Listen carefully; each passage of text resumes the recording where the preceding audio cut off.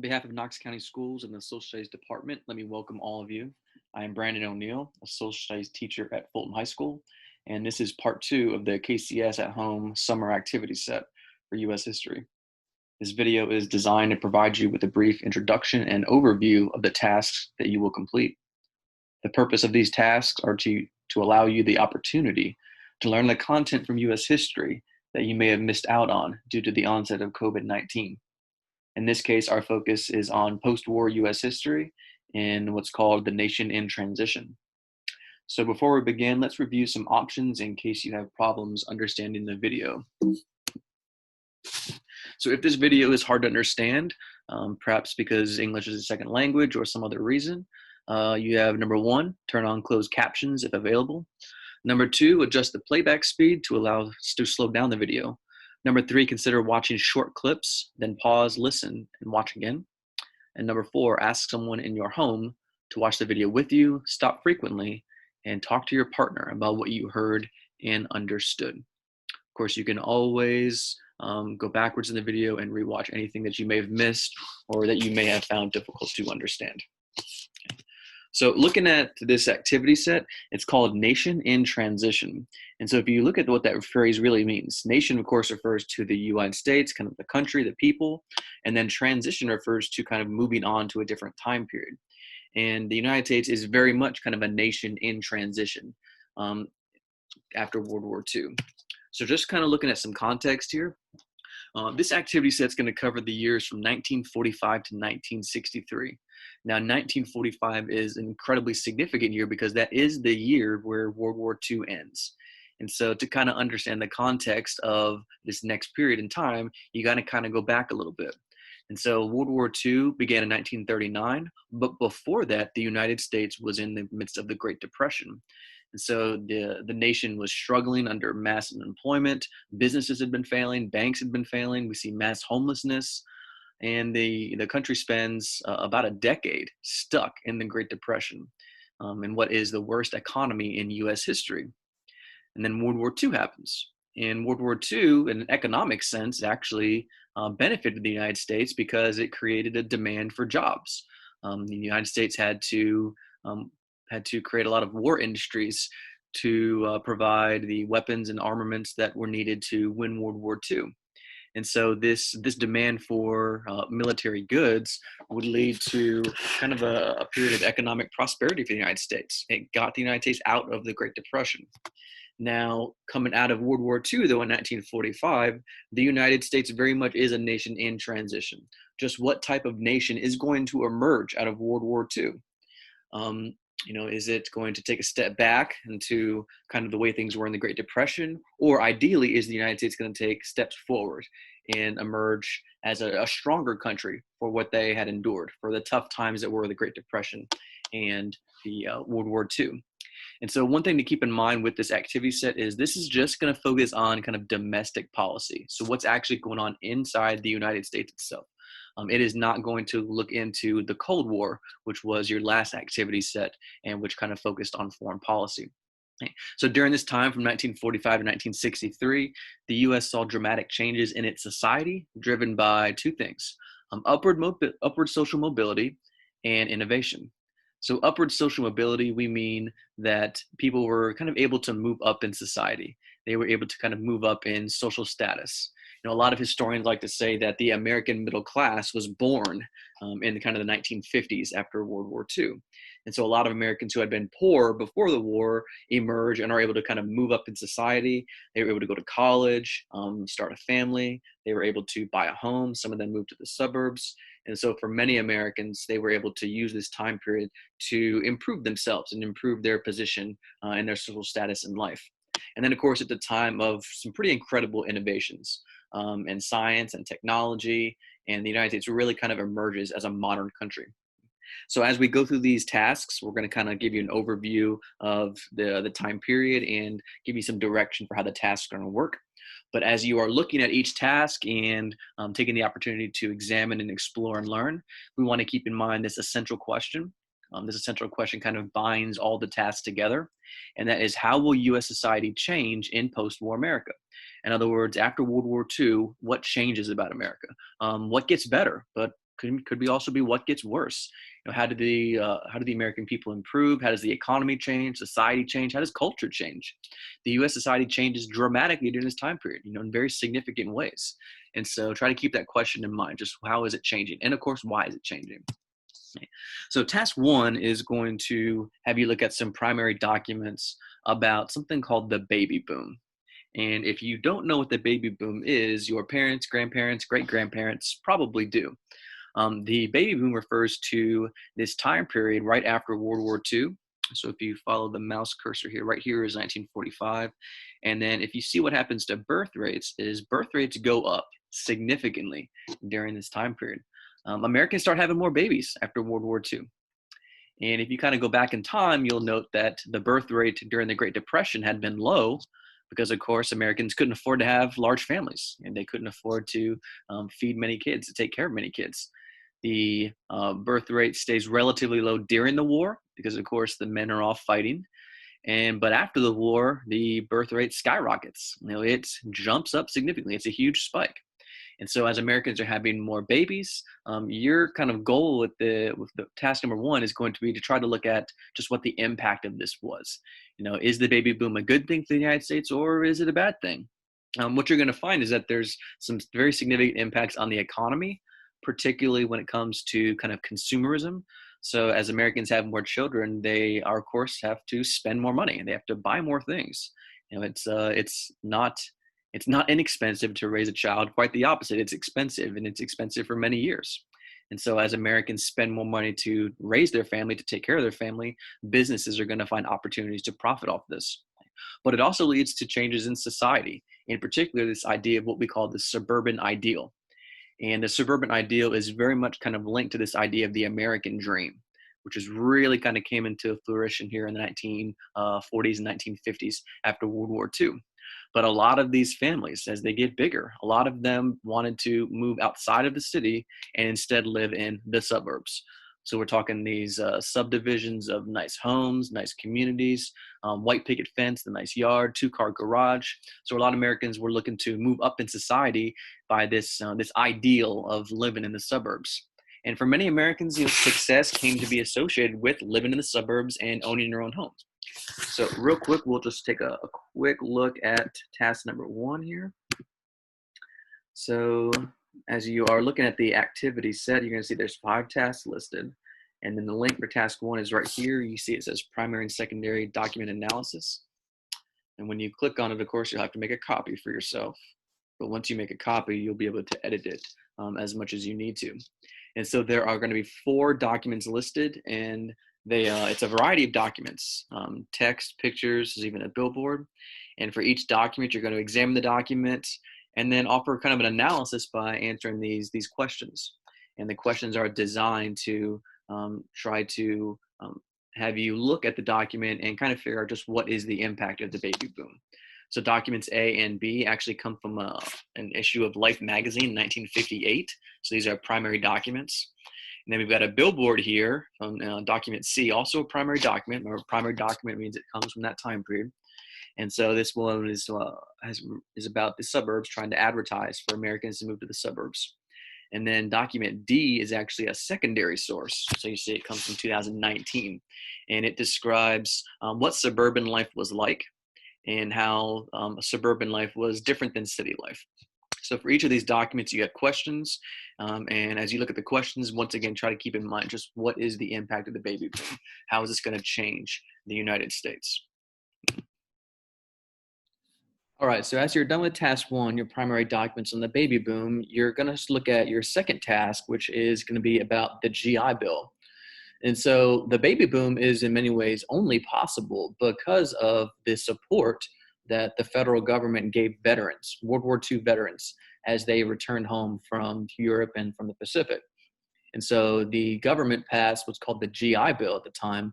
And the GI Bill is going to provide certain benefits to veterans that will allow them to essentially enter into the middle class and be able to afford to move into the suburbs.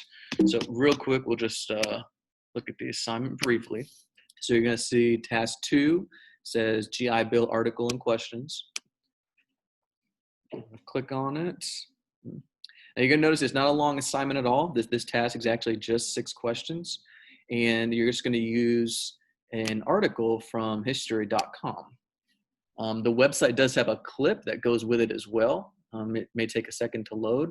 You don't actually just need the clip, really, you just need the article itself. So if you scroll down, you're gonna see the article, and then you're just gonna start from the beginning and answer these 6 questions. So for instance, question 1 says, according to the article, what was the purpose of the GI Bill? What did it actually do? And in this very first paragraph, it's gonna kind of give you an overview of it.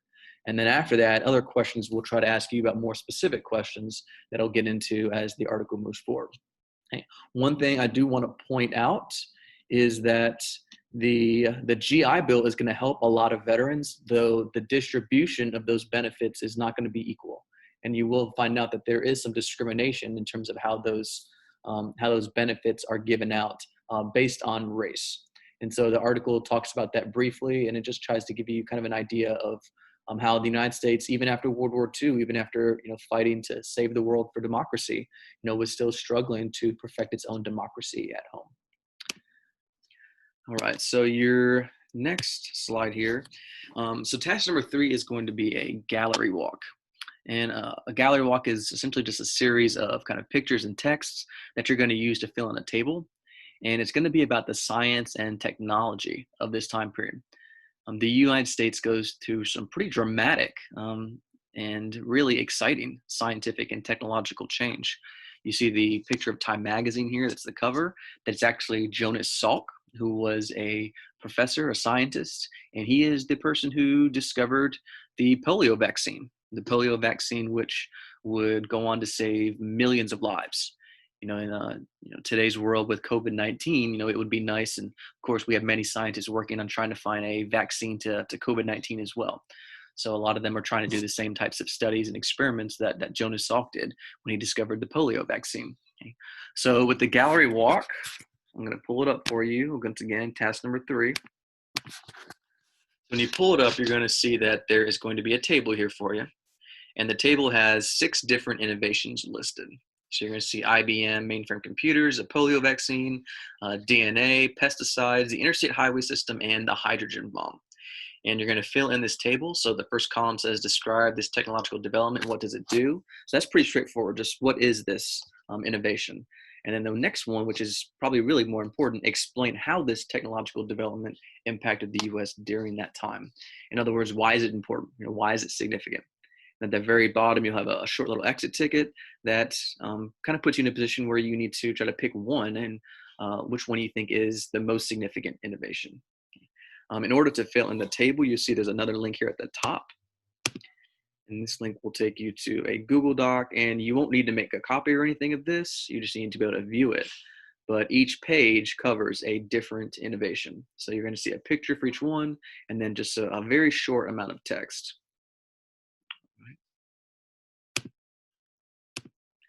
So task number 4 is going to switch it up. And now this one is going to look at cultural change in the 1940s, 1950s. The United States really does undergo some pretty amazing changes in culture, particularly centered around the television. So if you think back to the 1920s, you should have learned a lot about how the radio changed American culture. It changed how Americans lived. And the television is going to do something very similar in the 1950s. The television had been around before the 1950s, but it was pretty expensive. And by the 1950s, most Americans can afford to buy one. And so you're going to see over the course of the 1950s, Americans are buying televisions. They have them in their homes. And this really does fundamentally alter how Americans live their daily lives. It changes how they get entertainment. It changes where they get their news. A lot of television shows come into existence. For instance, I Love Lucy. And so television is very much a game changer. And of course, we see the way television has impacted America today, but also it's kind of interesting to think about how television today is in many respects being kind of replaced by the internet, by streaming sites, by different technological innovations as well. So, over time, these things, continue to change as technology improves. You're also going to be looking at how music changed, particularly with the rise of rock and roll and the rise of a new youth culture, as you do have a lot of kind of young Americans, teenagers in particular, who are not going to really be interested in following the traditional lifestyle of their parents, many of them are going to kind of rebel and they're going to try to be a bit more independent minded. Now, in order to look at this task, you're going to need to do what's called a Google Map quest. And so pulling up task number 4. So most of you should have probably done a Google Map quest before, as you would have done one in the Cold War set from the activities before this. But you see the questions are listed here: 1, 2, 3, 4, 5, 6, and 7. Each one does have some multi-parts. The questions are pretty straightforward, and it covers a variety of different cultures, both in terms of music, but also the youth culture, and then even at movies at the end, as you're going to be looking at the impact of Hollywood. You're going to see each question tells you what marker to answer. And so the Google map you're going to use is right here. And you're going to see the markers are laid out across the country. Now you're going to notice you may only see 4 at first, even though you've got the legend here that shows 7. But if you zoom in, so if you use the plus minus here, you can zoom in. And you're going to notice that there are several markers in Memphis, Tennessee. This is a good little bit of Tennessee history. But Memphis was the kind of the very center of the blues, but also it became the center of a lot of other types of music as well. Elvis, for instance, was based in Memphis.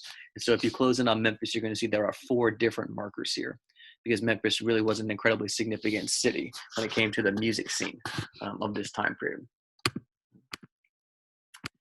So moving on to the next slide. So your last task is going to ask you to look at some of the political changes of this time period. There are 3 presidents who are in the White House during the nation in transition. So you got Harry Truman, Dwight Eisenhower, and John F. Kennedy. And you would have learned a little bit about them from the Cold War, but of course, domestic-wise, in terms of domestic policy, they had their own distinct challenges and strategies as well. In order to examine these presidents, what we've done is we have set up kind of a speech analysis of a John F. Kennedy speech. And so if you go to task 5, pull it up. So you're going to notice that there's a document analysis worksheet.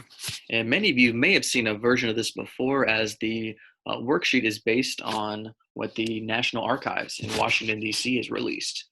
And so it's been organized digitally so that you can input the information. And this worksheet is specifically designed for you to really take a close look at, in this case, a primary document, and really try to kind of suss out just what's the purpose of that document, why it's important, what it's trying to achieve. And the document itself is JFK's inaugural speech, one of his most famous speeches. So I'm going to click on the link here. That's going to take you to this speech. This is definitely not his whole speech. An entire inaugural address is often, can often be as long as 30 minutes, sometimes as much as an hour or more.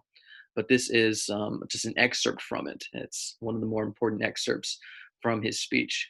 And so make sure you read it closely, try to get an idea of just what Kennedy is trying to achieve. And also keep in mind that this is an inaugural speech, meaning this is the very first speech he gives when he becomes president. And so it's an incredibly important speech. It kind of sets the tone for his administration, for his goals. And, you have a situation where tens of millions of Americans would be watching, and potentially hundreds of millions of people around the world. So try to keep in mind the context for this speech. It is the very first speech he would have given after he had taken the oath of office. All right, so those are the 5 tasks that you will be completing as part of the nation in transition. As you're going through them, once again, try to keep in mind what the essential question is. Just how will U.S. society change in post-war America? And as you go through the tasks, you're going to find that America changes a lot, and in many ways, in the ways that are good, but also in some ways that, maybe not so good. After this activity set, you'll do the activity set number 3, which is the civil rights era, and that will also cover a lot of this time period as well. So thank you. Please enjoy the tasks, and thank you for giving your time over the summer to work on this.